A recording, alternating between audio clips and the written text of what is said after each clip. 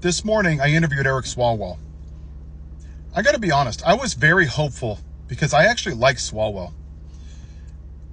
You know, during the conversation,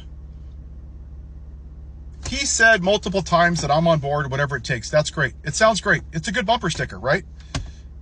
And we talked about how the Democrats haven't showed fight. And he said, yeah, we should have done X, Y, and Z when Joe Biden was. We should have, abolished Citizens United. We should have increased minimum pay. Yeah, you're right. You should have. Why didn't you? And then we got to the general strike.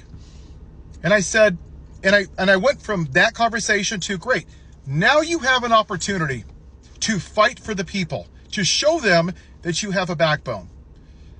A general strike is the way.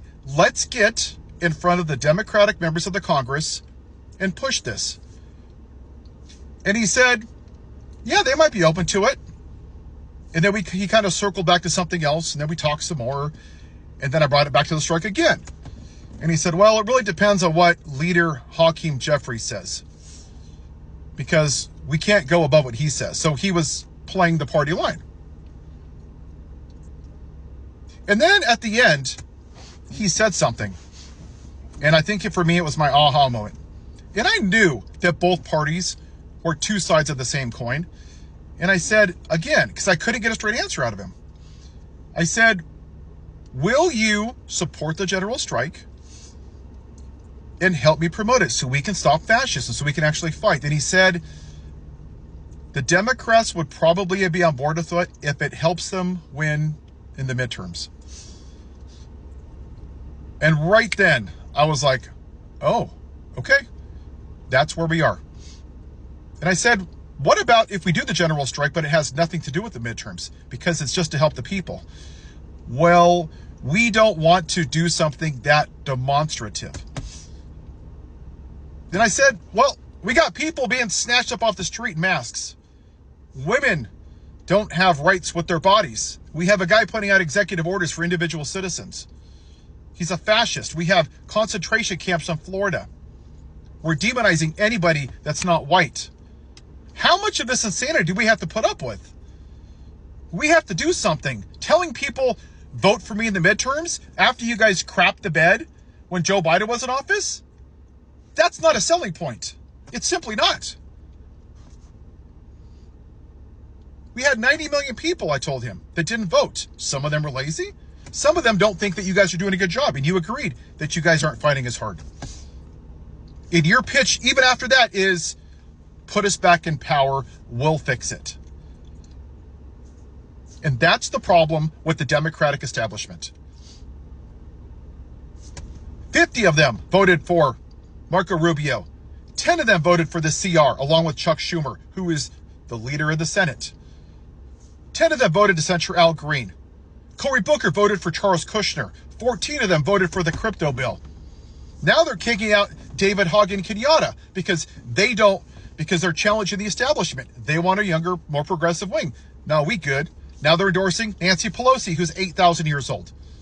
And then look what happened in the mayor race. Look who won. They dumped something like $60 million into a mayor's race to defend Andrew Cuomo, who sexually assaulted over 12 women. That's what the Democratic establishment got behind, with tens of millions of dollars over a damn race for the mayor. Then they brought in Bill Clinton, who can't even keep his own marriage vows to Hillary Clinton while he's president. But you won't support a general strike because that's too demonstrative. They're two sides of the same coin, people. They don't give a shit about us. They don't. It's politics. It's money. They could have codified Roe versus Wade when they had the supermajority, and they didn't. Every time they get power, they wet the bed. The only solution, my friends, is to shut the system down and break it. We stop participating in this system until our demands are met. You reverse Citizens United. You pay people $15 minimum wage, $7.50 for tip workers. You take dark money out of politics. You impeach the orange tangerine of the White House with his little lapdog, J.D. Vance. If we don't remove money out of politics, we're all going to be screwed. If you don't tax the rich, we're all going to be screwed, people. Neither party cares about us.